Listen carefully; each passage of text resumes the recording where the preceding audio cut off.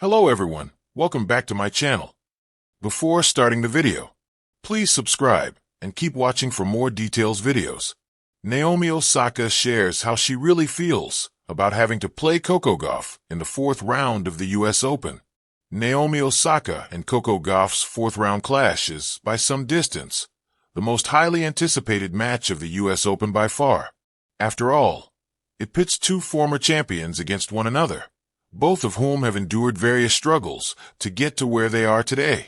This showdown sees two of the sport's most iconic figures of recent years meet on the biggest stage in tennis, with the younger of the two certain to be backed by her home crowd, likely on the fierce Arthur Ashe Stadium. However, despite the expectation that the atmosphere will favor Coco Gauff, Naomi Osaka has sought to make one small request before their match, before previewing the prospect of playing the 21-year-old for the sixth time in her career. Naomi Osaka makes request to US Open crowd for Coco Gauff match. Speaking on court after her third-round win, the Japanese star first asked the crowd, "Can somebody come to the match and cheer for me because?" drawing applause from the onlookers. She continued, "I mean, it's kind of tough playing an American here, but I hope you guys kind of adopted me as well, so I don't know. I kind of also see her as a little sister, so it's really cool to be playing her here again." Then, focusing on the win she had just gained, Osaka revealed what she told herself just before claiming the vital third set. "Honestly, I was just trying to tell myself to stay calm. I was so, shaky today, but I was really glad. But I think it was an entertaining match, and I was really glad that you guys are very. I was glad that, whenever I come here, it feels like home, and you guys were so involved, and I feel really grateful. So thank you." She finished by sharing her pride at once again being in the second week of a major. "Yeah, I mean, it's been a really long journey, but I'm glad to be here now. Honestly, that wasn't really in my mind while I was playing. I was just really passionate about the match today, so thank you." Alongside the crowd, Gauff has hinted she has a slight advantage over Osaka ahead of their US Open clash early next week. Naomi Osaka's experience could be crucial versus Coco Gauff. Although the crowd will obviously be pulling for Gauff, Osaka has more than enough experience to deal with such a situation. After all, it's worth remembering that she swept aside Serena Williams to win the first of her two titles in New York, and arguably the greatest female American tennis player of all time. Not only that, but it has been well documented that the youngster has been enduring various crises in recent months. Both her serve and her forehand have been misfiring, and it feels like it takes a top-level ball striker to truly make her pay for these weaknesses. Gauff hired Gavin McMillan on the eve of the US Open, but he is no miracle worker. Osaka, with clear deficiencies to target and a track record of succeeding despite being against the crowd, should have more than enough to push the 2023 US Open champion to her limits. The weight of the racket.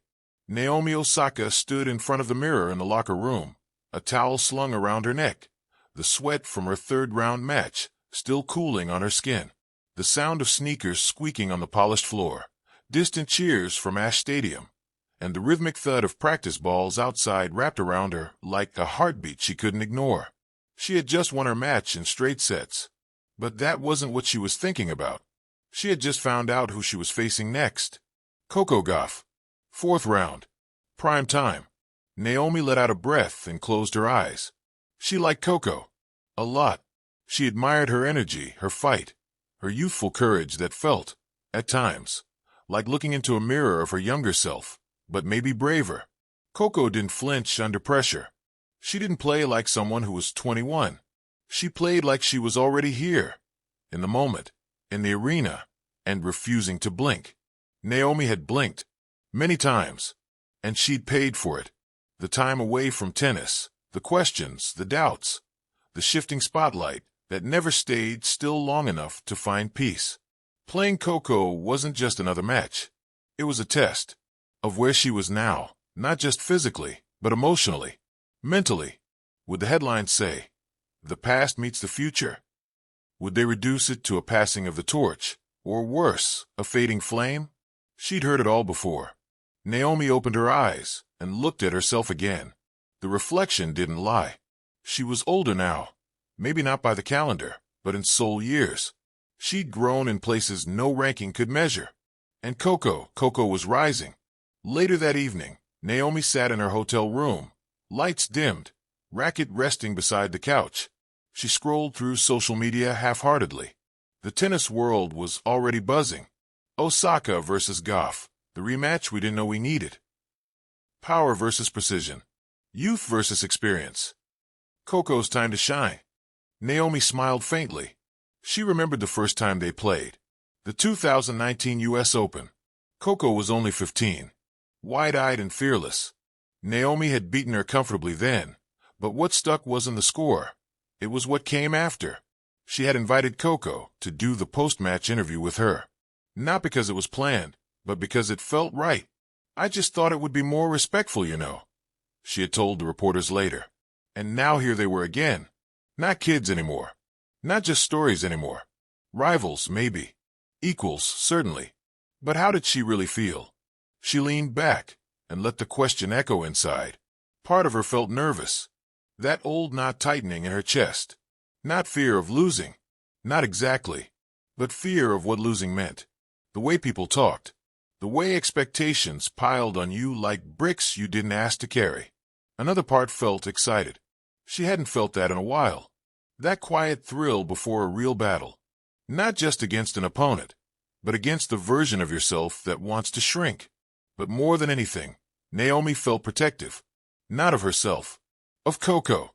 And maybe that was the weirdest thing of all. Because while the world wanted a spectacle, wanted to pit two women of color against each other under the brightest lights, Naomi just wanted Coco to be okay. She knew what it was like to carry too much too soon. The press, the pressure, the perfection expected every time you stepped onto court. She didn't want Coco to burn out the way she almost had. But that wouldn't stop her from playing her hardest. That was the respect they both deserved. The morning of the match, Naomi woke early. She walked to the practice court, headphones in, hoodie up, mind quiet. She hit balls with her coach, clean and low, just enough to feel the rhythm again. Her thoughts wandered, not to game plans or rankings, but to moments. To the time Coco beat Venus. To the tears. To the way her voice wavered in interviews, but her game never did. To the DMs they'd exchanged, short and supportive. Never too much. Just enough to say I see you. To the time she wondered if they were competitors or comrades. The truth, she realized, was they were both. In the tunnel before walking out, Naomi stood side by side with Coco. They shared a nod. Coco was smiling, light but focused. Naomi could see the fire in her eyes. "You ready?" Naomi asked gently. "As I'll ever be," Coco replied. Naomi chuckled. "Me too." They stepped into the noise together. The crowd roared. Cameras flashed. The energy surged through the stadium like electricity. But inside, Naomi felt calm. She wasn't here to prove anything. She was here to play. To honor the game. To honor Coco. To honor herself. The match began. And what a match it was. Baseline rallies, fearless forehands, impossible gets. Coco ran like lightning, counterpunched like a boxer. Naomi answered with quiet thunder, angles that whispered genius, and a serve that cracked like a whip. Every point felt like a chapter. They split sets. The tension rose. The final set, electric. Fans were on their feet. Commentators grasped for metaphors. But in the middle of it, Naomi wasn't thinking of legacy, or headlines, or even who would win. She was thinking of that 15-year-old girl from years ago, and the 25-year-old woman across the net now, and how proud she was of her, of both of them. When it was over, Naomi walked to the net. They embraced.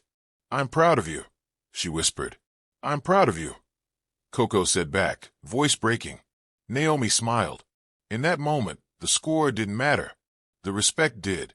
Because beneath the rivalry, beneath the hype, there was something more powerful. A shared journey, and a love for the game that no spotlight could dim. Later, in the press room, Naomi was asked the inevitable. How did it feel playing Coco in such a high-stakes match? She paused, then answered softly. It felt like playing the future, but also it felt like coming full circle. I see so much of myself in her, and I'm grateful, not just because she's amazing, but because she reminds me why I started, why I love this sport. Playing Coco, it made me feel alive again.